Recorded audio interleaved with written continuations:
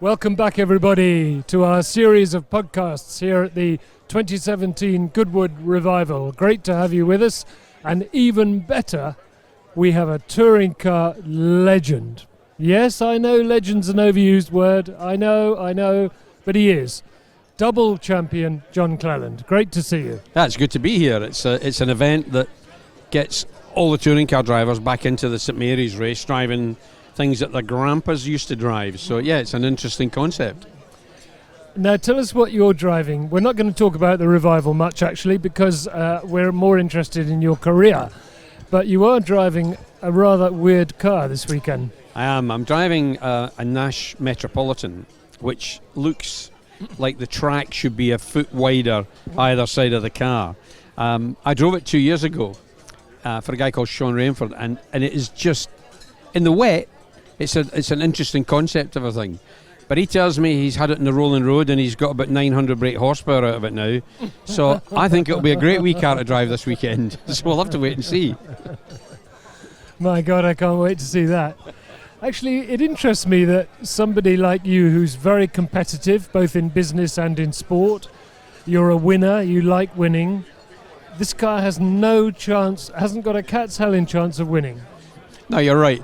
But I've got the T-shirt more than once, and whilst they say, as soon as I pull my crash helmet on, I will want to beat the guy next to me. But to be honest, for me, Goodwood, unlike a number of drivers that come here, you win a race at Goodwood in a vehicle, the vehicle goes up in price. So what happens is the owner sticks a Le Mans winner or a touring car winner into the car, drives the, what you call it, soffit, and it maybe wins a race, so it goes up in price proportionally. I get that, I understand that, but at the same time, for me, it's a fun event.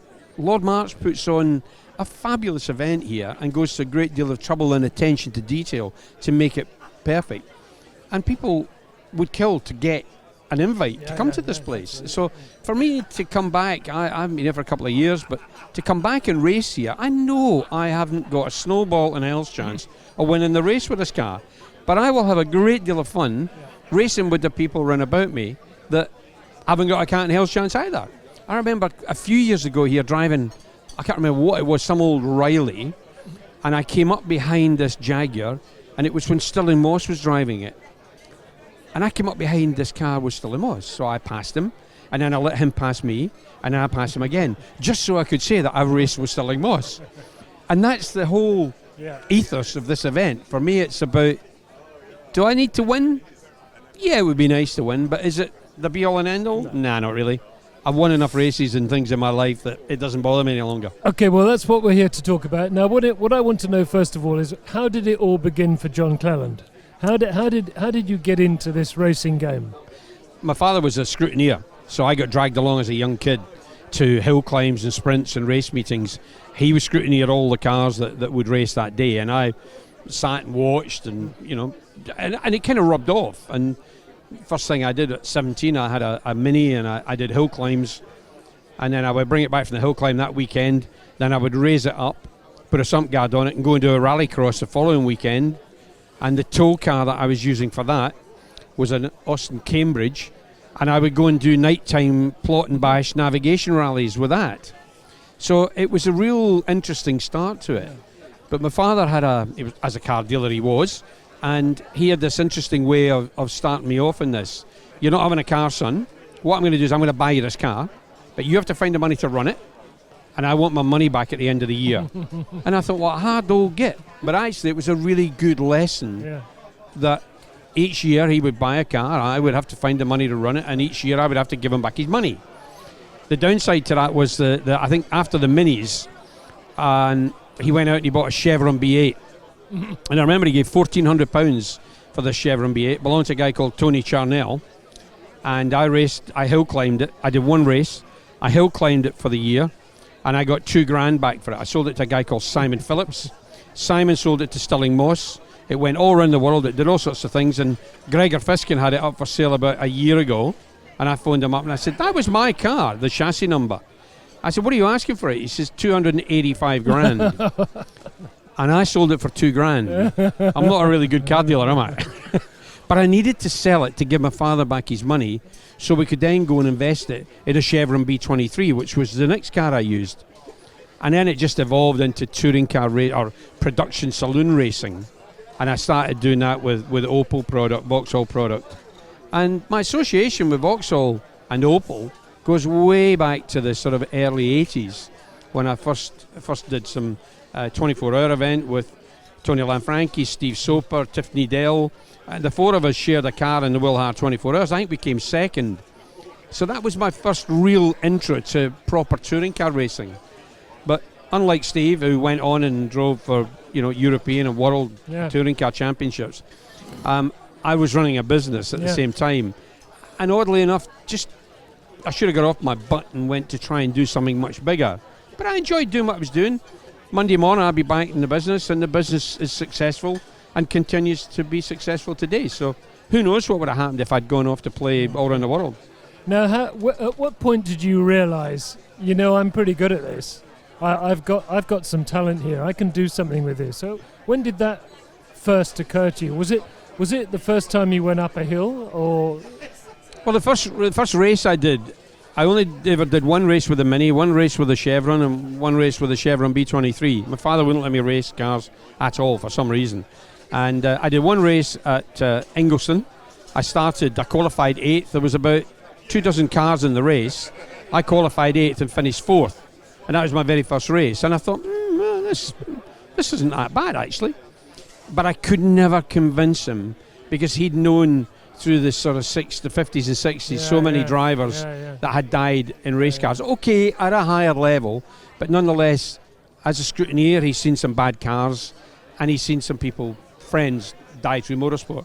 And I'm sure he just didn't want me to end up the same way. But I should maybe have fought a bit harder with him about letting me race sooner.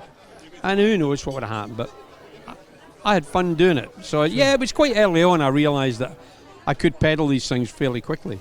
Now, of course, in touring car racing, it's not good enough just to be good, because it's a tough battleground. There's a lot of tough, well, let's call them tough. That's the polite word for guys in that series. Yep. You fell foul of these people a few times. We'll come to that. But you come into touring car racing with Vauxhall. At the same time, you're selling Volvos. Is this right? That's correct. Yeah, it was quite interesting because my first contract that I signed with Vauxhall to drive the Astra in the 1989 British Touring Car Championship, I signed the contract in the January, and in the May, I terminated Vauxhall as a franchise that I held at that time, threw them out and put Volvo in. And as I was doing it, I'm thinking, well, actually, I could lose my drive here. But we kept the two things very, very separate. So all of the time that I drove for Vauxhall, I was selling Volvos. And it was quite interesting that every manufacturer during my period in British touring cars, other than Honda, and I have no idea why, but other than Honda, every one of them offered me a contract at some point. The Volvos, Alfa Romeo, and so on and so on and so on. So the opportunity was there to drive for other teams. But I had a nice environment where I was. The team could produce cars that were usually capable of being at the sharp end of the grid. Had I been somewhere down the back of the grid, I probably would have said, yeah, go on, give me the Volvo contract or the Alfa Romeo contract, whatever. It was just, I stuck with them because they gave me something that was capable of doing a job. Sure. They paid me reasonably well for doing it. And I was having fun as well. But this is a real result, isn't it? Because now you're getting paid. No, hang on. You're getting paid to sell Volvos, and you're getting paid to race Vauxhalls. Now, Mr. Cleland, in my book, that's a good trick. Well, that's right. But see, I've always said, and I never ever would say this to my boss at Vauxhall at the time, but I was being paid to do something I would have done for free. Yes. Because I was racing cars. Yes. It's the only other thing in the world that I would rather have done than race cars was play golf and be paid to play golf professionally. That's what I would have loved to have done. But it's the same thing. I'm driving cars all around the world, on every continent in the world, and being paid to do it. How good is that? Mm-hmm. And it was just great fun. It really was. I damage it, or somebody runs into me, I shut the door, and next time I see it, it's all brand new again. How good is that? It's almost as good as getting paid to talk to people who get paid for racing. It was fabulous. It just couldn't have worked better. Yeah. Now, tell me about mind games in touring car racing, because you're now side by side with guys who really, some of whom may not have the manners that you have. I'm not suggesting that you're the gentlest, politest man in the world, because I happen to know you're not. Correct. But at this point, we see the beginning of contact, which I always thought was a step too far in racing. Tell me your views on all of that. I think the contact, providing no one fell in the gravel, if you lost a bumper or a wing mirror, or you spun and you got back on, then that was pretty fair game, because we were appealing to the growing masses that would attend the circuits. We were appealing to a global audience on television, and it didn't matter where I went in the world. I did 13 Bathursts, and I was in Australia for many other 500 races, and when I went out there, they knew what we were doing in British touring cars. They watched it on their television, pretty much the same way as I watched their V8 supercar stuff. So it was about the show. It was about making that show something. But I think the step too far came in the sort of early 2000s, and even through to today in British touring cars. You know, deliberately punting someone off, and they end up in the gravel or worse. It's just, for me, it's just not racing. That is not racing. There are many ways you could do it.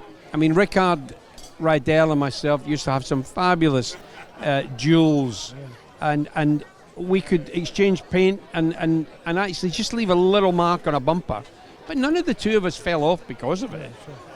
It was about, we were paid professionals. We were working for manufacturers. So if you got punted off or punted someone off, it didn't look good from a manufacturer's point of view. So you'd be in the back of the bus having a conversation with the man that pays your wages. So, you know, there was a balance. Whereas today in touring cars, it's wealthy parents that are putting their kids into that, or the odd sponsor here and there. I think it just went a step too far. There's a difference, isn't there, between a competitive nudge and a deliberate punt? A deliberate foul, exactly. And because of my untold experience in that area, I was asked by the FIA a number of years ago to go and be World Touring Car driving stands as advisor, like a lot of the F1 drivers are for Formula 1 today. So I would travel around with the World Touring Car circus with the race director, watching a bank of TVs, deciding who had deliberate foul or otherwise. And so now you're getting paid to watch people drive racing cars. Poacher Gamekeeper comes to mind, but it was quite interesting, because I'm commenting and lambasting drivers that I actually raced against. So I kind of knew what Gabriele Tarquini was going to do. I knew what Ivan Muller was going to do, and James Thompson, people like that, because I'd raced against them. There are some drivers that I wouldn't take a lift to the pub with, right? Far less share the same tight piece of track with. So you kind of know who they are. Yeah. But there are other guys like the dearly departed Will Hoy. Will was a fabulous friend of mine, lovely, lovely guy. I could race side by side with Will round the whole of a racetrack and never touch, because he trusted me and I trusted him. And that's the way it should have been. But I go back to the reason for not deliberately punting each other off was because we were paid professionals, paid by a manufacturer who needed their car to finish. Yes. Because if they win races on a Sunday, they sell cars on a Monday. Right. End of story. Right. Well, I was going to ask you about this, because you are perfectly placed to tell me if this is true. It absolutely is true. I mean, if you just take, never mind, I'll come back to touring cars in a minute, but if you take rallying, before Colin McRae and ProDrive took a Subaru and won rallies all over the world, a Subaru was a thing that a farmer would throw a bale of hay and some feed in and go down the field and feed his cattle. It wasn't a car that you could win world rallies with. ProDrive and Colin took that to the next level, and that created a global desire for that brand. Yeah. And Volvo, I would race against Rickard Rydell on a Sunday, and I'd be touching the same car effectively because, it looked like the same car. The fact that the touring car and the road car shared nothing other than the same wiper blades Didn't matter, but it just looked like it. Whereas today's touring cars have got great big wings and fat arches and so on and so forth. So they're not quite like you drove to the circuit in. Whereas all the cars that we drove, they virtually drove into the car park. So if you walked around the car park, you were looking at Cavaliers, S40 Volvos, Renault Lagunas, Hondas and so on. They looked the same car. So would you have people coming in and saying, I want a car like us? Is that the car you were racing against? Is that the one that Swedish guy drives? Absolutely, madam. When do you want to buy it? So yeah, it worked for sure. We sold loads of cars that way. Okay, let's talk about the first championship. Now, to win one is a dream. To win two is unbelievable. But we'll talk about the first one, which slightly odd circumstances in some ways. Yeah, it was a class structure in those days. You had Andy Rouse and Rob Gravitt at the front with Sierra Cosworths. Really quick things. Then you had in the middle of that, you had the BMW, the M3s in another class. And then you had the 2-litre cars, and then the up to 2-litre cars, and then the 1600s, whatever it was. So I'm in this up to 2-litre class, running. I think the best I ever achieved in a race was I finished 11th. That was the Astra, The right? Astra GTE. Yeah. I finished 11th overall, but I won my class, I think, 12 from the 13 times. The other time it threw a conrod through the block. But I felt when I won the championship that I'd cheated because I'd never seen a checkered flag, first. I'd never led a race. I'd been battling there with the BMs, and I'd been in the middle of the pack when the weather was bad and the little Astra was good on the wet. But I'd never seen a checkered flag. So how could I be British Touring Car Champion? So I genuinely felt I cheated. Apart from the fact I had the trophy, and apart from the fact that the trophy said Jim Clark's name on it, and alongside that was my name. And for me as a Scotsman, that was just the best thing to do. Have you still got it? No, unfortunately they took it back. But I do have a replica. So then that first year I felt like I really didn't deserve to win it. Although up until that point, the class structure was such that it had always been a car from the lower classes that had won the race, won the championship. Consistency is a good thing, mind you. Absolutely, yeah. I mean, 12 wins from 13 races. Was pretty good. Was pretty good. Yeah. The wee Not car perfect, but pretty good. No, the wee car was pretty reliable. Okay, let's talk about the second one. Different circumstances. And I'm assuming that by this stage, you would have thought, why shouldn't I be champion? Well, I had 1989, I won it. 1990, 91, 92, 93 as well, and 94, I think. I'd been either second or third or fourth in the championship, so I knew that we could be there. 95, we took effectively the same car, and we put aero packages on them, because Alfa Romeo came into the series in 94 with a bit of a wing and a splitter that came in the boot of the car when you bought it in the showroom. That opened everybody's eyes to what was possible, so we put a little bit of spoiler on the front. Is that right? It came in the boot of the car? Yeah, it came in the boot. You had to screw it on with a Halford screwdriver. That's how it worked. But it seemed to be legal. So we decided to legalise all that, and we'd have a splitter on the front and a wing on the boot. And that just helped immensely on a front-wheel drive car to get the car to sort of turn in, and it wouldn't destroy its tyres quite so much, things like that. Coincidental with that, you had Williams Formula One team came in with a Renault Laguna. Yes. Tom Walkinshaw, Arrow's Formula One team at the time, came in with a Volvo. And we had some huge teams all of a sudden. Yeah, they were good days. Coming in, spending millions and millions of pounds. You would have, I mean, it was just staggering the sums of money. And the cars were proper racing cars. They were proper things. And we had, in 95, there was nothing particularly special about the cars. But then in 96 and 97, the electronics, the aero packages. I mean, I went out and bought my 97 Vectra. My son found it on Facebook somewhere. So I bought it, we've restored it, and we've been using it in the Super Touring series and over the last few years. There's more carbon fibre on that car than the Moon Shuttle. It is a fantastically engineered piece of kit. And these cars were £400,000 to build at the time, and they ran two cars. So that's 800 grand just for the cars.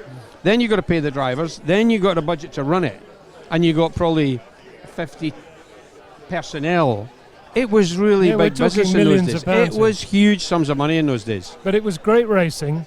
The cars were very quick. Yeah, It was spectacular, Yeah. actually, wasn't it? Yeah, it was. And that year in 95, the battle for me was between Alan Menu in the Renault Laguna and Rickard Rydell in the Volvo. And we had 95, my teammate was James Thompson, who was a really quick kid, and unfortunately had an accident at Knock Hill that put him out for the rest of the season. He was going to be my tail gunner for the season because Rydell had Kelvin Burt, I think, and Menu had, can't remember who he had with him. Yeah, Rydell and Kelvin Burt was a strong team. Yeah, it was. And I think it was Will Hoy, I think, was with Alan Menu. Right. So they had good, strong tail gunners to help them out and steal points. So that was one heck of a season.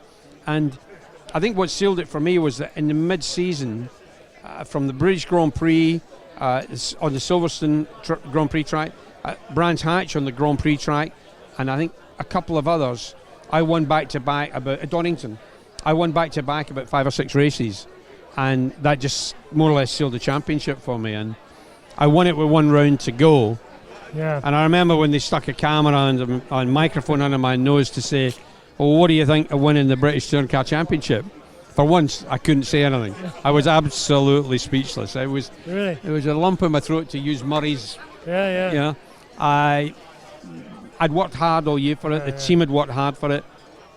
There was a lot resting on that. It was really important, and it came good at the end. Before we let you go, we've got to mention the S word. We're going to have to bring the S word up. Yeah, we are. That was about 100 years ago. It may feel like it, but the thing is, you could have won a 3rd championship. I don't think he's in the room at the moment, actually. No, he's here somewhere, though. So feel free. Well, the interesting thing is that happened in 1992. But what a lot of people don't realise, that 10 years before that, in 1982, Tony Lanfranchi, Tiffany Dale, Steve Soper and myself drove an Opel Monza in the Will Hire 24-hour race. And the year after, I think it was Lanfranchi, Soper and myself, again, shared a car. So I knew Steve. It was not a problem.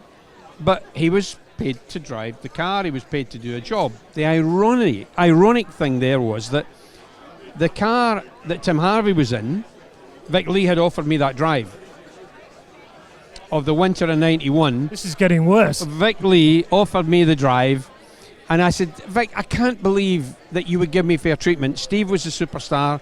He was a DTM driver for BMW. You're going to give him all the best bits. He said, no, that's not how it works. It's, I want you in that car with Steve in the other car. I guarantee you'll win that championship. And I turned it down. And it was only about 4 or 5 years ago, Steve and I were chatting one day, and he said, it wasn't Vic that wanted you. He said it was BMW. Munich had said to Vic Lee, employ Cleland, because he's a pain in the ass in that Vauxhall. Get him in the BMW. And if he told me that it was a BMW check that was going to pay me, then I think that might have been a slightly different story.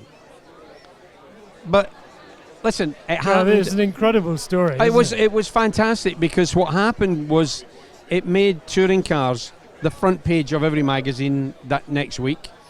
It made everybody wake up to what touring cars was all about. The downside was that the RAC MSA wanted somebody's license, and it actually was Steve's license they wanted. So we both employed barristers, and we were about, I think, 24 hours away from going to court. And I phoned Steve at home one night, and I said, Steve, listen, this is stupid. Yeah. One of us, if not both of us, is going to lose our license, and that's not fair on either of us. It doesn't get me back to championship. Harvey's got that. It's already the trophy's on his mantelpiece. I don't get that back. So I actually don't see any point to taking this any further. So he said, what are you saying? I said, well, I think we should go in, holding hands, and say it was a racing incident, and we're really sorry to the headmaster, and see what happens from there. And he said, I don't trust you. He said, you say it first, because he said, I know you. If I say it, you'll contradict it. So I said, right, okay. So we walked in and we sat down, and I said, listen, I'd just like to say, first of all, It was a racing incident, and we went on to blah, blah, blah, blah, blah. And Wynne Percy was the driving standards advisor to the MSA that day. And you could see all the guys behind the desk, steam starting to pour out of their ears, that they'd been duped. Effectively, we'd agreed that, there was no point. It wasn't going to get me back something that I'd lost. It was going to lose Stevie's license and his livelihood. And I didn't see any point to it. And actually, we became better friends after that. So it was quite funny. I had a nice card. Jim Bamber made me a Christmas card that year. And on the front page, there's a barbecue. There's a bonfire. And on the top of the bonfire was Steve's Listerine BMW. And you can see him and I traipsing through the snow. And I've got my arm around him saying, Steve, come on to the barbecue, no hard feelings. And as we walk around, here's his BMW on top of this fire. It must have been the most incredible anticlimax in what you might call the courtroom, because they obviously were really revved up to throw the book at you guys. They absolutely wanted to make, because it had just got huge. I mean, it just made the newspapers everywhere. It just was monstrous. And people were going, wow, touring cars, what's all that about? Yeah. And they needed to make an example of someone because this hadn't happened before. Up until that point, touring cars was a little bit of a gentle rub here and there. Yeah. It had never been a outright blatant taking somebody out.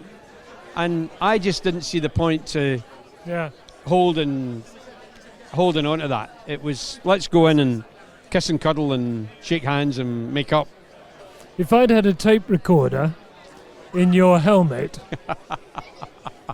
There was a lot of bad language. There was there? There was loads of bad language. I mean, I'm, when I'm not happy with something, I get pretty vocal. And I mean, I gave Murray Walker the line that he used for years when Soper shuffled me back, and I gave him the bird, and Murray went, John says he's going for first, and that gave Murray the use of that statement for the rest of his commentating career. And if I'd patented the statement, the man's an animal, I'd have made a fortune off it, because everybody still comes up to me to this day, and that's all they ever say, the man's an animal, and I know exactly what we're talking about. But yeah, there was a lot of bad language in that crash helmet. Well, it's been great to talk to you. It's been fun. I hope you have a really good fun race this weekend. And a safe trip back up to Scotland. Thank you. It's been an honour. Thank you very much. John Cleland, everybody. Fantastic. Those were the days. Well, some of them were anyway. Great. Okay, well, we'll be back with some more from the 27 Goodwood Revival. We'll see you soon. Bye-bye.